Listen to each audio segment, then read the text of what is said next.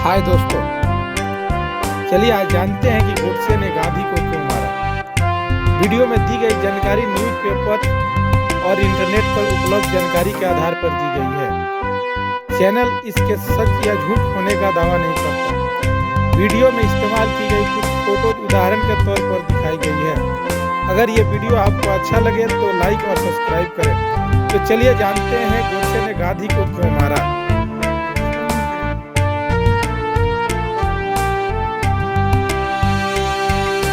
लेकिन क्यों की थी, आइए जानते हैं इसके बारे में ही कुछ रोचक बातें। गिरफ्तार होने के बाद गोडसे ने गांधी के पुत्र देवदास गांधी को तब पहचान लिया था जब वो गोडसे से मिलने थाने पहुंचे थे। इस मुलाकात का जिक्र नाथूराम के भाई और सह अभियुक्त गोपाल गोडसे ने अपनी किताब गांधी वध क्यों में किया है। गोपाल गोडसे को फांसी नहीं हुई, कैद की सजा हुई थी। जब देवदास गांधी पिता की हत्या के बाद संसद मार्ग स्थित पुलिस थाने पहुंचे, तब नाथूराम गोडसे ने उन्हें पहचाना था। गोपाल गोडसे ने अपनी किताब में लिखा है, देवदास शायद इस उम्मीद में आए होंगे कि उन्हें कोई विभत्स चेहरे वाला गांधी के खून का प्यासा कातिल नजर आएगा, लेकिन नाथूराम सहज और सौम्य थे। उनका आत्मविश्वास बना हुआ था। देवदास ने जैसा सोचा होगा उससे एकदम उलट। निश्चित तौर पर हम ये नहीं जानते कि वाकई में ऐसा रहा होगा। देवदास से वो मुलाकात आखिर कैसी थी। नाथूराम ने देवदास गांधी से कहा, मैं नाथूराम विनायक गोडसे हूँ, हिंदी अखबार हिंदू राष्ट्र का संपादक। मैं भी वहाँ था जहाँ गांधी की हत्या हुई। आज तुमने अपने पिता को खोया है। मेरी वजह से तुम्हें दुख पहुँचा है। तुम पर और तुम्हारे परिवार को जो दुख पहुँचा है उसका मुझे भी बड़ा खेद है। कृपया मेरा यकीन करो, मैंने ये काम किसी व्यक्तिगत रंजिश के चलते नहीं किया है। न तो मुझे तुमसे कोई द्वेष है और न ही कोई खराब भाव। तब देवदास ने पूछा कि तुमने ऐसा क्यों किया। जवाब में नाथूराम ने कहा, केवल और केवल राजनीतिक वजह से। नाथूराम ने देवदास से अपना पक्ष रखने के लिए समय मांगा, लेकिन पुलिस ने उसे ऐसा नहीं करने दिया।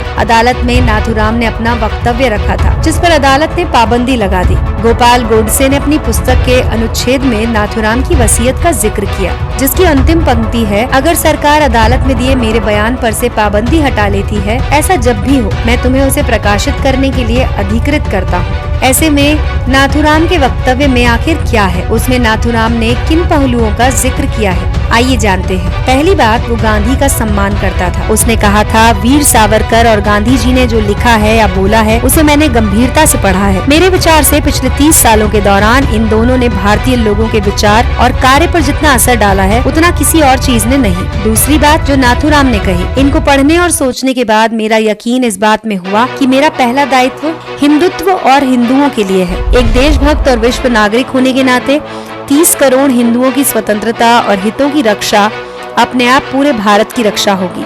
इस नजरिए के बाद नाथूराम ने गांधी के बारे में सोचा। 32 साल तक विचारों में उत्तेजना भरने वाले गांधी ने मुस्लिमों के पक्ष में अपना अंतिम उपवास रखा, तो मैं इस नतीजे पर पहुंच गया कि गांधी के अस्तित्व को तुरंत खत्म करना होगा। गांधी ने दक्षिण अफ्रीका में भारतीय समुदाय के लोगों को हक दिलाने की दिशा में शानदार काम किया था, लेकिन जब वो भारत आए तो उनकी मानसिकता कुछ इस तरह बन गई थी, क्या सही है और क्या गलत, इसका फैसला लेने के लिए वे खुद को अंतिम जज मानने लगे। अगर देश को उनका नेतृत्व चाहिए तो ये उनकी अपराजेयता को स्वीकार करने जैसा था।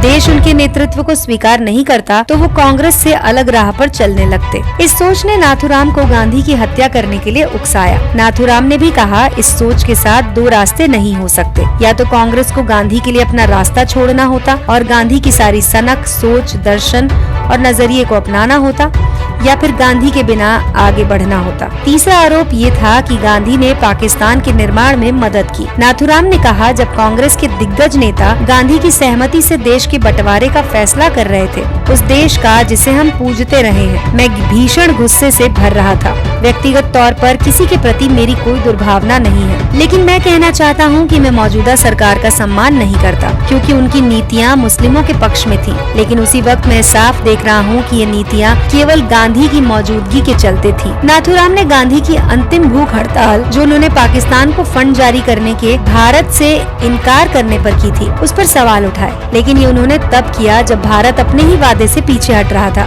गांधी ने इस मौके पर देश को सही रास्ता दिखाया था। नाथूराम ने अदालत में जो भी कहा, तर्क के आधार पर उससे सहमत नहीं हुआ जा सकता। ये देवदास को दिए बयान से भी उलट है। केवल राजनीति के चलते उसने गांधी की हत्या नहीं की थी। वो गांधी की धर्मनिरपेक्ष विचारधारा से नफरत करता था। ये वास्तविक हिंदू धर्म भाव से बिल्कुल उलट था और राष्ट्रीय स्वयंसेवक संघ ने ब्रेन वॉश किया था।